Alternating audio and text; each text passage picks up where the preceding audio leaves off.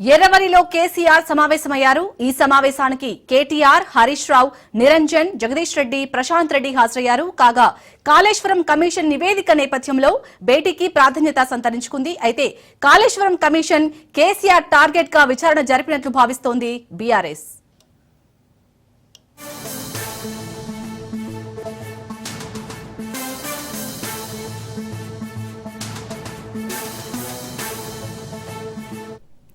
ఎర్రవల్లిలో కేసీఆర్ సమావేశమయ్యారు. ఈ సమావేశానికి కేటీఆర్, హరీష్ రావు, నిరంజన్, జగదీష్ రెడ్డి, ప్రశాంత్ రెడ్డి హాజరయ్యారు. కాగా కాళేశ్వరం కమిషన్ నివేదిక నేపథ్యంలో ఈ భేటీకి ప్రాధాన్యత సంతరించుకుంది. అయితే కాళేశ్వరం కమిషన్ కేసీఆర్ టార్గెట్ గా విచారణ జరిపినట్లు భావిస్తోంది బీఆర్ఎస్.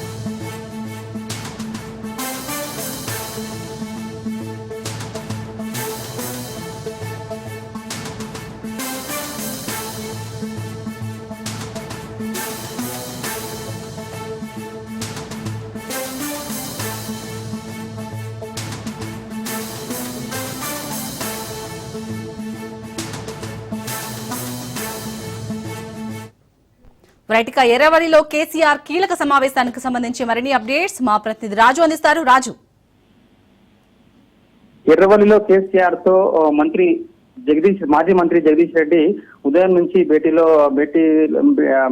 పాల్గొన్నారు. అప్పటి నుంచి కూడా చర్చలు కొనసాగుతా ఉన్నాయి. ఏదైతే గత 2 రోజులుగా మీడియా వేదికగా అటు కవిత తర్వాత జగదీష్ రెడ్డి మధ్య నడుస్తున్నటువంటి మాటల యుద్ధం నేపథ్యంలో ఈ రోజు కీలక భేటీ నడుస్తుంది. కేసీఆర్ కూడా జగదీష్ రెడ్డి పిలిపించుకొని మాట్లాడుతున్న విషయం తెలిసిందే. అయితే ఇప్పటికే అటు లిల్లీ పుట్టు తర్వాత తన కారణంగానే పార్టీ అంతా కూడా నష్టపోయింది నల్గొండలో అని చెప్పిన నేపథ్యంలో దానికి సంబంధించి నా ఉద్యమ నేపథ్యము, నా ఉద్యమ చరిత్ర తెలుసుకొని మాట్లాడని చెప్పి అటు జగదీష్ రెడ్డి కూడా స్ట్రాంగ్ కౌంటర్ ఇచ్చారు. దానికి సంబంధించినటువంటి విషయంలో ఇప్పటికే కేసీఆర్ పిలిపించుకొని జగదీష్ రెడ్డితో మాట్లాడుతున్నారు. రాత్రి నుంచి అక్కడే కూడా అటు ప్రశాంత్ రెడ్డి, హరీష్ రావు రాత్రి నుంచి కూడా కేసీఆర్ తో పామోలోనే ఉండి పలు దఫాలుగా చర్చలు కొనసాగిస్తా ఉన్నారు. ఆ నేపథ్యంలో ఈ రోజు ఉదయం జగదీష్ రెడ్డిని కూడా పిలిపించుకొని పార్టీకి సంబంధించిన విషయంలో ఏ విధంగా స్పందించాలి, ఎట్లా ఉండాలి, కవితపై ఎటువంటి చర్యలు తీసుకుంటారా తీసుకోరా అనే విషయంలో పక్కన పెడితే కవిత సంబంధించిన విషయంలో ఏ విధంగా స్పందించాలనే విషయంలో కూడా పలు సూచనలు చేసే అవకాశం ఉంది. అదేవిధంగా కరీంనగర్ లో నిర్వహించే బీసీ గర్జనకు కూడా దానికి సంబంధించిన విషయంలో కూడా రాత్రి నుంచి అటు హరీష్ రావు తర్వాత ప్రశాంత్ రెడ్డి మరికొంతమంది ముఖ్య నేతలతో అటు ఆర్ఎస్ ప్రవీణ్ కుమార్ తర్వాత ఆదిలాబాద్ జిల్లా నేతలతో కూడా సమావేశం నిర్వహించారు. దానికి సంబంధించిన విషయంలో కూడా కీలక నిర్ణయం తీసుకునే అవకాశం ఉంది. ముఖ్యంగా జగదీష్ విషయంలో ఈ రోజు ఒక క్లారిటీకి వచ్చే అవకాశం ఉంది. అటు కవిత పైన ఎటువంటి మాటల యుద్ధానికి కూడా పోకూడదనే విషయం పైన కానీ తర్వాత అటు కవితను సెట్ చేయడమా లేకపోతే జగదీష్ ద్వారా కొంత చర్చలకు సంబంధించిన విషయంలో కొద్దిగా మీడియా వేదికగా ఎవరు కూడా దూషణ చేసుకోదనే విషయంలో కూడా తనకు సూచన చేసే అవకాశం స్పష్టంగా కనిపిస్తుంది.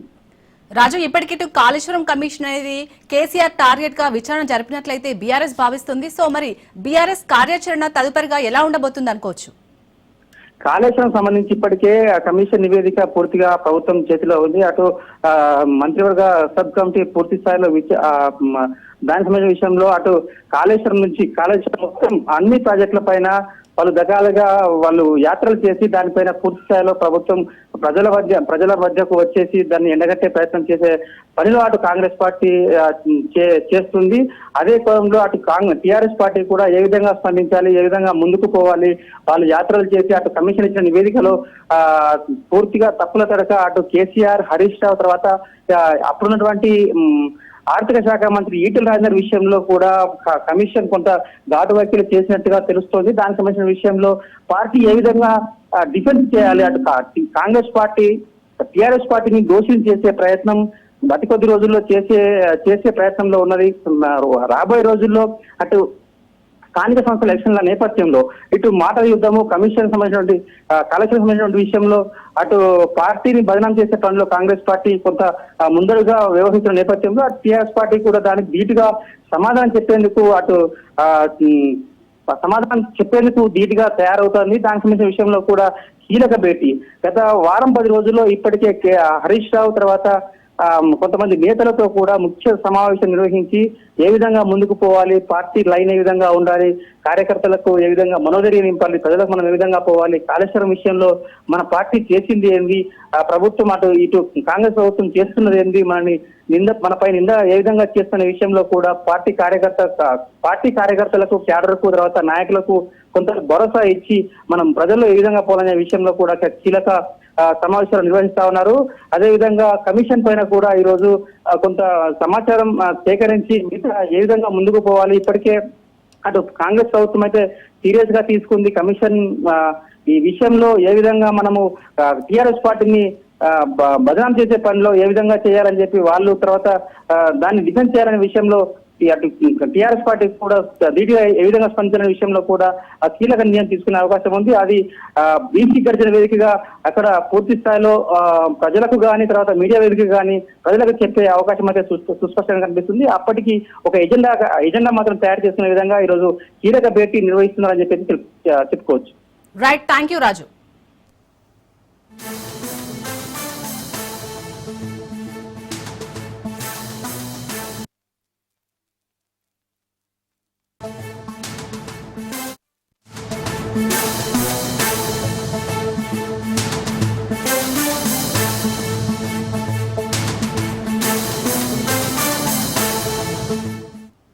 కాసేపట్లో తెలంగాణ కేబినెట్ భేటీ జరగనుంది. ఇవాళ తెలంగాణ కేబినెట్ ముందుకు కాళేశ్వరం నివేదిక రానుంది.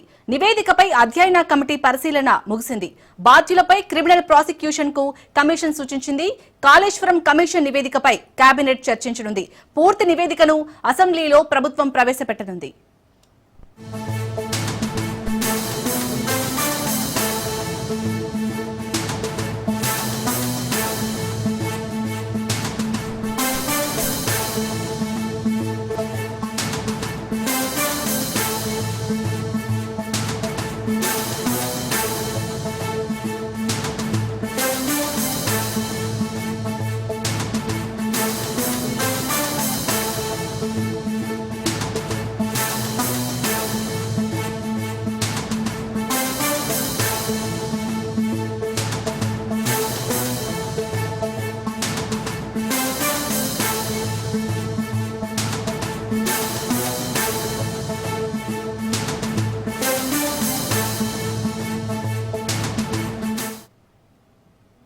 రైట్, మరి కాసేపట్లో తెలంగాణ క్యాబినెట్ భేటీ జరగనుంది. దీనికి సంబంధించి మరిన్ని అప్డేట్స్ మా ప్రతినిధి రాజు అందిస్తారు. రాజు, మొత్తానికి కాళేశ్వరం కమిషన్ నివేదికవే అయితే క్యాబినెట్ చర్చించనుంది. దీనికి సంబంధించి అప్డేట్స్ ఏంటి?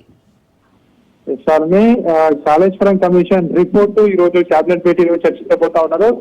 క్యాబినెట్ సమావేశంలో ఈ రోజు దీనిపై చర్చించి రాష్ట్ర ప్రభుత్వం నిర్ణయం తీసుకోబోతా ఉంది. ప్రధానంగా ఈ యొక్క కాళేశ్వరం కమిషన్ రిపోర్ట్ లో జస్టిస్ పిసి ఘోష్ ఇచ్చిన రిపోర్ట్ లో సంచలన విషయాలు వెలుగులోకి వస్తా ఉన్నాయి. గతంలో ఏదైతే గత ప్రభుత్వ హయాంలో జరిగినటువంటి ఏదైతే ప్రాజెక్టు నిర్మాణంలో ఏదైతే ఉన్నటువంటి లోపాలన్నీ కూడా జస్టిస్ పిసి ఘోష్ కమిషన్ తన నివేదికలో పొందుపరిచినట్టుగా కూడా తెలుస్తా ఉంది. ఈ నివేదిక సారాంశాన్ని రాష్ట్ర కేబినెట్ ఇచ్చేందుకు ఇప్పటికే ఏదైతే త్రిసభ్య కమిటీ ఏర్పాటు చేసిందో త్రిసభ్య కమిటీ కూడా తన నివేదికను రాష్ట్ర ప్రభుత్వానికి సమర్పించడం జరిగింది. ప్రధానంగా చూసుకున్నట్టయితే గతంలో ఏవైతే ప్రాజెక్టు ప్లానింగ్ లో నిర్మాణంలో లోపాలు ఉన్నాయని చెప్పేసి కూడా కమిషన్ తెలియజేయడం జరిగింది. మేడిగడ్డ అన్నారం సుందుర్ల బ్యారేజీలో కట్టాలన్నది కూడా గతంలో ఏదైతే నిర్ణయాలు ఏదైతే ఉన్నాయో ఎక్స్పర్ట్స్ కమిటీ ఇచ్చిన నిర్ణయాలకు వ్యతిరేకంగా కూడా ఇవి కఠినతగా కూడా ఆ రిపోర్ట్ లో పొందుపరిచినటువంటి పరిస్థితి మనం చూస్తా ఉన్నాం. వేమనపల్లిలో బ్యారేజ్ కట్టాలని ఎక్స్పర్ట్స్ కమిటీ నిపుణుల కమిటీ నివేదిక ఇచ్చినా కూడా ఆ నివేదికను పట్టించుకోలేదని చెప్పేసి కూడా జస్టిస్ పిసి ఘోష్ కమిషన్ తన నివేదికలో స్పష్టంగా తెలియజేసినటువంటి పరిస్థితి కనిపిస్తా ఉంది. ఉద్దేశపూర్వకంగానే ఈ యొక్క ఎక్స్పర్ట్ కమిటీ ఇచ్చినటువంటి నివేదికలు కానివచ్చు, అదేవిధంగా ఇతర నివేదికలు కానివచ్చు, అవన్నీ కూడా పక్కన పెట్టారని చెప్పి కూడా ఈ justice PC Ghosh commission report లో తెలుస్తా ఉంది. అదేవిధంగా మేడిగడ్డ దగ్గర బ్యారేజ్ నిర్మించడం ఏదైతే ఉందో అది అధిక వ్యయంతో కూడుకున్నటువంటి పరిస్థితి ఉంటుంది అని చెప్పి కూడా నివేదికలు ఉన్నా కూడా దాన్ని కాదని చెప్పేసి కూడా గత ప్రభుత్వ హయాంలో ఈ నిర్మాణం చేపట్టారని చెప్పేసి పొందుపరచడం జరిగింది. అదేవిధంగా తన సుదీర్ఘమైనటువంటి 650 పేజీల నివేదికలో పలు కీలకమైనటువంటి విషయాలను కూడా వెల్లడించడం జరిగింది. అదేవిధంగా ప్రభుత్వానికి కొన్ని సూచనలు కూడా చేయడం జరిగింది. ఇందులో జరిగినటువంటి తప్పిదాలు కానివచ్చు, అదేవిధంగా డిజైన్లలో లోపాలు కానివచ్చు, నిర్మాణంలో లోపాలు కానివచ్చు, మెయింటెనెన్స్లో లోపాలు కానివచ్చు, అదేవిధంగా ఈ యొక్క బ్యారేజీల్లో నీటి నిల్వ కూడా దీనికి ప్రాజెక్టుల కుంగుబాటుకు కూడా ఒకటి కారణం అని చెప్పి కూడా తన నివేదికలో పీసీ ఘోష్ వెల్లడించడం జరిగింది. అదేవిధంగా ఆర్థిక పరమైనటువంటి అంశాలను కూడా తన నివేదికలో పొందుపరచడం జరిగింది. ముఖ్యంగా ఆర్థిక శాఖ, ఇరిగేషన్ శాఖ నుంచి వచ్చినటువంటి ప్రతి బిల్లును కూడా ఇది చెల్లించడం ఏదైతే ఉందో గుడ్డిగా చెల్లించినట్టు ఉంది అని చెప్పి కూడా జస్టిస్ పీసీ ఘోష్ కమిషన్ తన నివేదికలో వెల్లడించారు. ఇవన్నీ కూడా ఈరోజు కేబినెట్ సమావేశంలో ఈ యొక్క నివేదికను పెట్టి కేబినెట్ సమావేశంలో ఈ మంత్రివర్గం పూర్తిగా దీనిపై చర్చించబోతా ఉన్నారు. ప్రత్యేకంగా ఈరోజు ఈ కాళేశ్వరం కమిషన్ నివేదికపై చర్చించేందుకే ఈ కేబినెట్ సమావేశం ఏర్పాటు చేయబోతా ఉన్నారు.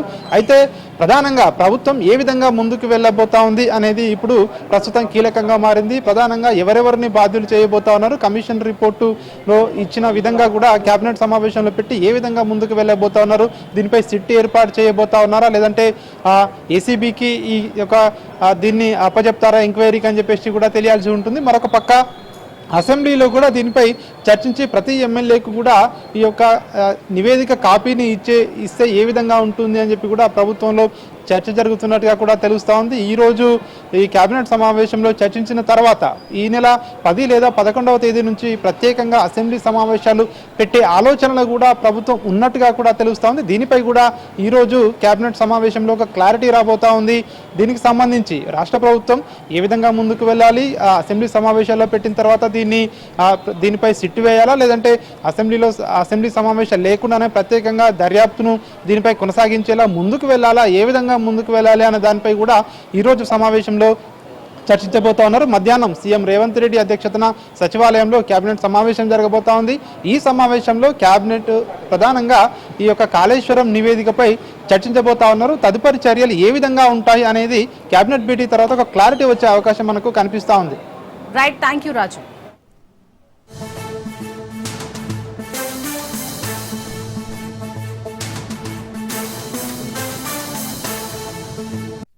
మాజీ మంత్రి అనిల్ కుమార్ యాదవ్ నెల్లూరు డీఎస్పీ కార్యాలయంలో విచారణకు హాజరయ్యారు. వేమిరెడ్డి ప్రశాంతిరెడ్డి, ప్రసన్న కుమార్ రెడ్డి చేసిన వ్యాఖ్యల కేసులో అనిల్ కుమార్ యాదవ్ ఆరోపణలు ఎదుర్కొంటున్నారు. ఇక ఇదే అంశంపై డీఎస్పీ కార్యాలయం నుంచి మా ప్రతినిధి చరిత్ కుమార్ మరింత సమాచారం అందిస్తారు. మాజీ మంత్రి అనిల్ కుమార్ యాదవ్ నెల్లూరు రూరల్ డీఎస్పీ కార్యాలయానికి విచారణకైతే హాజరయ్యారు. ఏదైతే మాజీ ఎమ్మెల్యే నల్లపరెడ్డి ప్రసన్న కుమార్ రెడ్డి, కోవూరు ఎమ్మెల్యే వేమిరెడ్డి ప్రశాంత్ రెడ్డిపై చేసినటువంటి అనుచిత వ్యాఖ్యల కేసులో మాజీ మంత్రి అనిల్ కుమార్ యాదవ్ కూడా ఆరోపణలు ఎదుర్కొన్న పరిస్థితి ఉందని చెప్పాలి. 26వ తారీఖు విచారణకు హాజరు కావాల్సి ఉండగా 30వ తారీఖు విచారణకు వస్తానంటూ కూడా ఆయన లాయర్ల ద్వారా తెలియజేసిన పరిస్థితి ఉందని చెప్పాలి. అయితే ఆ రోజు 31వ తారీఖు మాజీ ముఖ్యమంత్రి జగన్మోహన్ రెడ్డి పర్యటన నెల్లూరులో ఉన్నటువంటి నేపథ్యంలో 4వ తారీఖు విచారణకు రావాలంటూ కూడా పోలీసులు తెలియజేశారు. ఈరోజు నెల్లూరు డీఎస్పీ కార్యాలయంలో కోవూరు పోలీసులు అయితే అనిల్ కుమార్ యాదవ్ను విచారణ చేపడుతున్నారు. ఇక్కడ మనం బయట కూడా అనిల్ కుమార్ యాదవ్ విచారణకు వచ్చినటువంటి నేపథ్యంలో పూర్తిగా కూడా ఉద్రిక్తమైనటువంటి పరిస్థితులు అయితే మాత్రం కొంత నెలకొన్న పరిస్థితి. అనిల్ కుమార్ యాదవ్ అభిమానులు, వైఎస్ఆర్ కాంగ్రెస్ పార్టీ నాయకులు, కార్యకర్తలు కూడా ఈ యొక్క ప్రాంతానికి పెద్ద ఎత్తున చేరుకున్నారు. అనిల్ కుమార్ యాదవ్ పల్నాడులో ఆయన నర్సారావుపేట ఎంపీగా కూడా పోటీ చేస్తున్న పరిస్థితి. 2024 సార్వత్రిక ఎన్నికల్లో పల్నాడు నుంచి కూడా పెద్ద ఎత్తున సుమారు 400 మంది దాకా కూడా పల్నాడు నుంచి ఇక్కడికి వచ్చినట్టు కూడా మనకి సమాచారం అయితే అందుతున్న పరిస్థితి ఉందని చెప్పాలి. ఇప్పుడు రూరల్ పోలీస్ స్టేషన్ బయట ఎలాంటి పరిస్థితులు నెలకొన్నాయనేది కూడా మనం చూపించే ప్రయత్నం అయితే చేద్దాం. ఈరోజు పూర్తిగా కూడా పెద్ద ఎత్తున అభిమానులు ఈ రోడ్ల మీదకైతే చేరుకున్నారు. అనిల్ కుమార్ యాదవ్ అభిమానులు, వైఎస్ఆర్ కాంగ్రెస్ పార్టీ కార్యకర్తలు అయితే మాత్రం ఈరోజు పెద్ద ఎత్తున కూడా ఇక్కడికి చేరుకున్న పరిస్థితి ఉందని చెప్పాలి. పోలీసులు కూడా ఎక్కడ కూడా ఇబ్బందికరమైన పరిస్థితులు, శాంతి భద్రతలు విఘాతం కలగకుండా కూడా ఎక్కడికక్కడ కూడా వీళ్ళని అభిమానులను కూడా నియంత్రిస్తున్న పరిస్థితి ఉందని చెప్పాలి. పూర్తిగా అంటే ఈ రూరల్ డిఎస్పీ కార్యాలయం వద్ద ఏదైతే ఉన్నామో ఇక్కడ పల్నాడు నుంచి కూడా సుమారు 400 మంది అభిమానులు వచ్చినట్టు కూడా మనకు తెలుస్తుంది. ప్రధానంగా ఏదైతే ఈ కేసుకు సంబంధించి BNS 35(3) అనేటటువంటి సెక్షన్ కింద కోవూరు పోలీసులు అయితే నోటీసులు ఇచ్చారు. ఈ 10 గంటలకు కూడా విచారణకు హాజరు కావాలంటే సరైన సమయానికే కూడా మాజీ మంత్రి అనిల్ కుమార్ యాదవ్ విచారణకు వచ్చిన పరిస్థితి ఉందని చెప్పాలి. అయితే ఇక్కడ మరొక కీలకమైనటువంటి అంశం ఏదైతే ఉందో అయితే ఈయన మాజీ మంత్రి అనిల్ కుమార్ యాదవ్ మైన్స్కి సంబంధించి సైదాపురం మైన్స్కి సంబంధించి కూడా కొంత ఆరోపణలు కూడా ఎదుర్కొన్న పరిస్థితి ఉందని చెప్పాలి. ఇప్పటికే అనిల్ కుమార్ యాదవ్ సంబంధించినటువంటి ప్రధాన అనుచరుడు బిరదవోలు శ్రీకాంత్ రెడ్డిని ఇప్పటికే పోలీసులు అయితే మాత్రం అదుపులోకి తీసుకున్నారు. పోలీసులు ఆయన రిమాండ్లో ఉన్నటువంటి పరిస్థితి. ఈ కేసులో కూడా అనిల్ కుమార్ యాదవ్ను అరెస్ట్ చేస్తారు అనేటువంటి ఊహాగానాల నేపథ్యంలో పెద్ద ఎత్తున అనిల్ కుమార్ యాదవ్ అభిమానులు అయితే మాత్రం ఈ ప్రాంతానికి చేరుకునే పరిస్థితి ఉందని చెప్పాలి. ఏది ఏమైనప్పటికీ ఈరోజు అంటే అనిల్ కుమార్ యాదవ్ విచారణ కొనసాగించిన తర్వాత అనిల్ కుమార్ యాదవ్ని ఇచ్చేస్తారా, లేకపోతే అనిల్ కుమార్ యాదవ్ విచారణతోటి వదిలిపెడతారా, లేకపోతే అనిల్ కుమార్ యాదవ్ అరెస్ట్ చేస్తారనేది మాత్రం మరికొద్దిసేపటి దాకా వెయిట్ చేయాల్సిన పరిస్థితి ఉందని చెప్పాలి. ఏదేమైనప్పటికీ పెద్ద ఎత్తున రూరల్ పోలీస్ స్టేషన్ వద్ద అయితే మాత్రం ఉద్రిక్త పరిస్థితి నెలకొన్న పరిస్థితి ఉందని చెప్పాలి. కెమెరామెన్ భరత్తో చరిత్ర Kumar, Raj news, Nellore rural DSP కార్యాలయం నుండి. బీసీల హక్కులు సాధించేందుకు 72 గంటల దీక్ష చేపట్టామని ఎమ్మెల్సీ కవిత అన్నారు. అందుకు పోలీస్ శాఖ సానుకూలంగా అనుమతి ఇవ్వాలని కోరారు. తన దీక్షకు ఆటంకం కలిగించి హాస్పిటల్ తీసుకెళ్తే హాస్పిటల్లో, ఇంటికి తీసుకెళ్తే ఇంట్లో దీక్ష చేస్తానని ఆమె స్పష్టం చేశారు. బీసీల హక్కులు సాధించే వరకు దీక్ష విరమించబోమని పట్టుబట్టారు. కామారెడ్డి డిక్లరేషన్లో కాంగ్రెస్ చెప్పింది చెప్పినట్లు అమలు చేయాలన్నారు. బీసీ రిజర్వేషన్ల కోసం ఢిల్లీ జంతర్ మంతర్లో సైతం దీక్షకు దిగుతామని కవిత స్పష్టం చేశారు.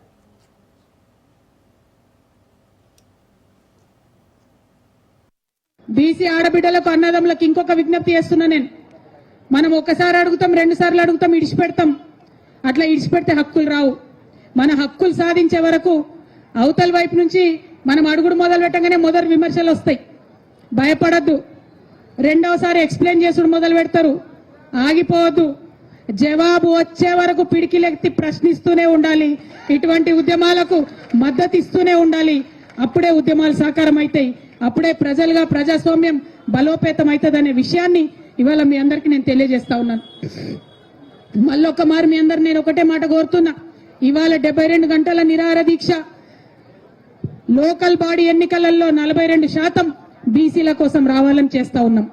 చాలా మంది మాట్లాడుతున్నారు నాయకులు, మరి ఇంకెన్ని రోజులు ఎన్నికలు ఆపుతారు? ఎన్ని రోజులైనా ఆపండి, ఏం అర్జెంట్ ఏముంది ఎన్నికలకు? ఇప్పుడు మీరు చేస్తున్నది ఏంది? 2 ఏళ్ల నుంచి సర్పంచ్లు ఉన్నారు ఊర్లలో, 2 ఏళ్ల నుంచి ఎంపీటీసీలు ఉన్నారు ఊర్లలో. ఏం జరుగుతుంది అక్కడ? ఏం అభివృద్ధి జరుగుతుంది? ఇదివరకు కేసీఆర్ గారి హయాంలో జరిగిన అభివృద్ధి ఇలా పల్లెలలో కొనసాగుతున్నదా? లేదు.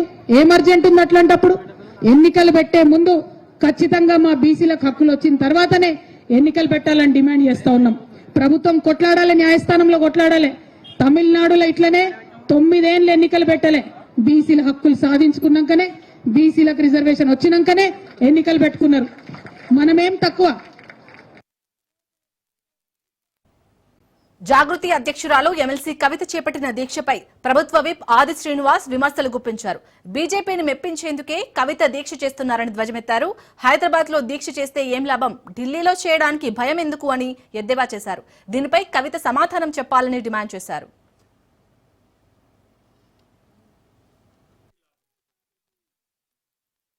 కల్వకుంట్ల కవిత గారు, మీరు ఎందుకోసం దీక్ష చేస్తున్నారు? హైదరాబాదులో దీక్ష చేస్తే ఎవరికి లాభం? మీరు ఏ హోదాతో ఈ దీక్ష చేస్తున్నారు?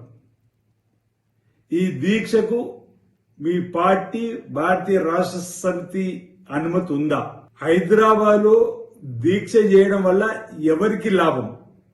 బీజేపీకా? సమాధానం చెప్పాల్సిన అవసరం ఉంది. ఢిల్లీలో దీక్ష చేయడానికి, ధర్నా చేయడానికి మీకెందుకు అంత భయం? ఈ దీక్ష కంటే ముందు మీ తండ్రి గారి, తల్లి గారి, అన్నగారి ఆశీర్వాదం ఎందుకు తీసుకోలేరు?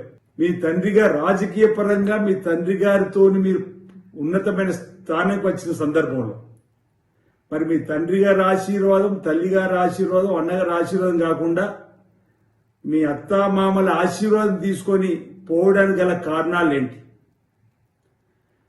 మిమ్మల్ని అణచివేతకు గురి చేస్తున్నటువంటి మీరు అంటున్నారే నా అణిచివేత గురి చేస్తున్నారు ఒక పెద్ద లీడర్ అని.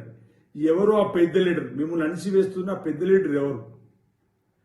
ఇంతకుముందు మీరు అన్నట్టుగా దేవుడి చుట్టూన్న దయ్యాలు ఎవరు? ఎందుకు ఈ అంశంలో రాహుల్ గాంధీపై సుప్రీంకోర్టు ఘాటు వ్యాఖ్యలు చేసింది. భారత సైన్యంపై వ్యాఖ్యల కేసులో సుప్రీం ఆగ్రహం వ్యక్తం చేసింది. నిజమైన భారతీయుడైతే అలా మాట్లాడారని హాట్ కామెంట్స్ చేసింది. చైనా 2000 కిలోమీటర్ల భూమి ఆక్రమించిందని మీకు ఎలా తెలుసని రాహుల్ ను సుప్రీంకోర్టు ప్రశ్నించింది. దేశ భద్రత విషయంలో బాధ్యతాయుతంగా ఉండాలని సూచించింది.